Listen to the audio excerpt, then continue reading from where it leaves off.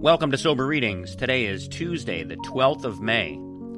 Let's begin today with the Serenity Prayer. God, grant us the serenity to accept the things we cannot change, courage to change the things we can, and the wisdom to know the difference. The reading today from Daily Reflections for May 12. The past is over. AA experience has taught us we cannot live alone with our pressing problems and the character defects which cause or aggravate them. If Step 4 has revealed in stark relief those experiences we'd rather not remember, then the need to quit living by ourselves with those tormenting ghosts of yesterday gets more urgent than ever. We have to talk to somebody about them. That comes from the 12 Steps and 12 Traditions, page 55. Whatever is done is over. It cannot be changed. But my attitude about it can be changed through talking with others who have gone before and with sponsors. I can wish the past never was, but if I change my actions in regard to what I have done, my attitude will change. I won't have to wish the past away. I can change my feelings and attitudes, but only through my actions and the help of my fellow alcoholics. Today's reading from 24 Hours. May 12 AA Thought for the Day. When we come into AA looking for a way out of drinking, we really need a lot more than that. We need fellowship. We need to get the things that are troubling us out into the open. We need a new outlet for our energies, and we need a new strength beyond ourselves that will help us to face life instead of running away from it. In AA, we find these things that we need. So ask yourself, have I found the things that I need? The meditation for the day. Turn out all thoughts of doubt and fear and resentment. Never tolerate them if you can help it. Bar the windows and doors of your mind against them, as you would bar your home against a thief who would steal in to take away your treasures. What greater treasures can you have than faith and courage and love? All these are stolen from you by doubt and fear and resentment. Face each day with peace and hope. They are results of true faith in God. Faith gives you a feeling of protection and safety that you can get in no other way.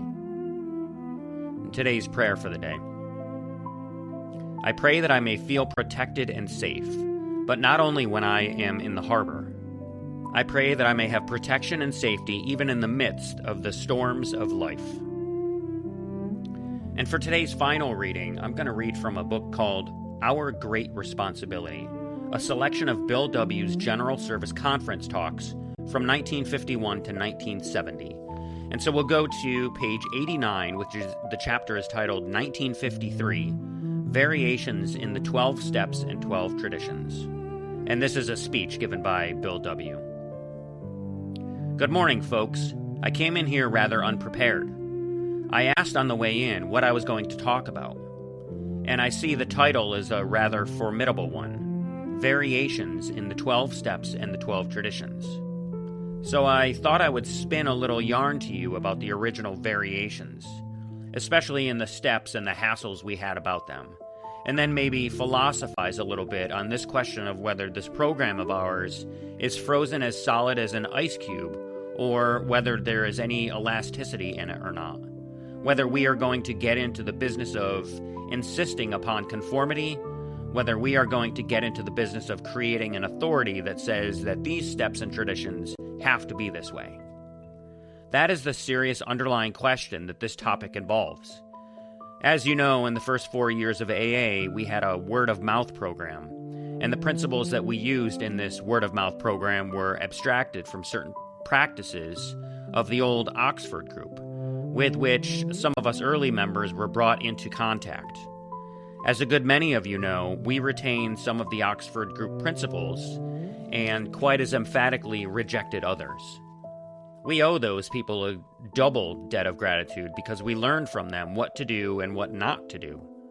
We also picked up, over their objection at the time, certain medical ideas about alcoholism, its fatality, its hopelessness, The fact that no matter how culpable we had been in getting that way, that once we had got that way, we were irresponsible and sick.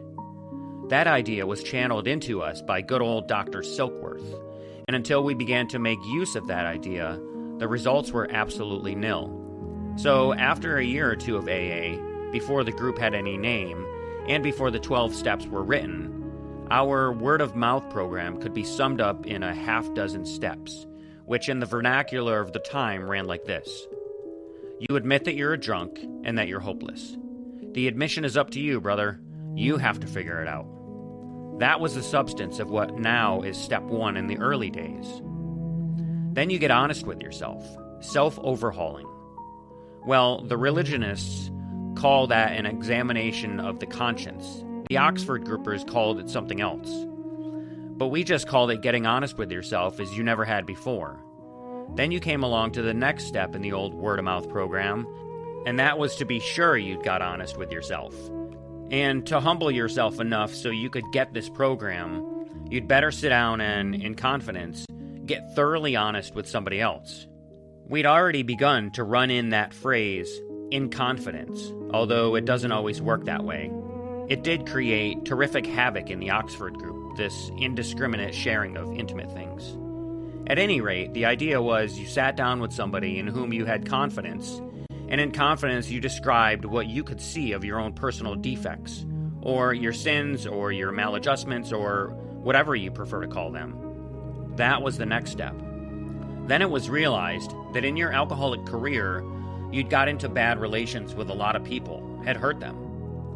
Who were these people? Let's go see them and straighten things out, or at least promise to do so. That was the next step. Then the following step was the idea of working with other people without the usual demands for prestige or money.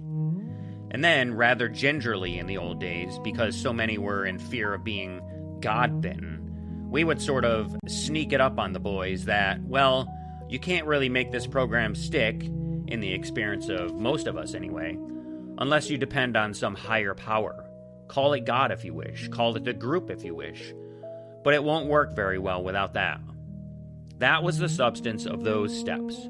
You admitted you were a drunk, you got honest with yourself, you got honest with somebody else, you made restitution for the harm you'd done, you worked with other people without demand for reward, you depended upon whatever God you thought there was, and you prayed to him for help to carry this thing.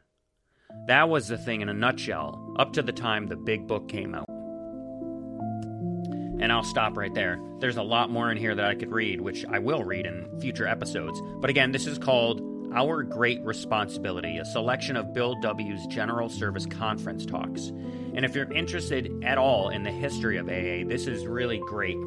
It's I love reading speeches like this from Bill W. that explain exactly just how unstructured the program started and how the steps have evolved into what they are today. I think it's important to know the history of AA. That much of it came from the Oxford group, the idea of your own conception of God. And so I'll be reading more from this book in upcoming episodes. I hope you enjoyed that reading. And so that's it for today's episode of Sober Readings. I hope you enjoyed the show. Please do me a huge favor if you did and hit that like button. Share this episode with someone you think might like it or need it. Drop a comment, let me know what you thought, and make sure you follow the show and subscribe so you never miss the next episode. If you love to read sober literature, you want to be a guest on the show, you want to read with me, I'd love to have you. Just send me an email at soberreadingswithscott@gmail.com. And if you'd like to drop $1 in the virtual donation basket for today's readings, just go to soberreadings.com and click the donate button. So thank you so much for listening today. Stay sober, keep reading, and I'll see you in the next episode. Until then, take care of yourselves and each other, and remember, just for today, don't drink, go to a meeting, and keep coming back. Have a great day, and as my friend Larry says, best day ever.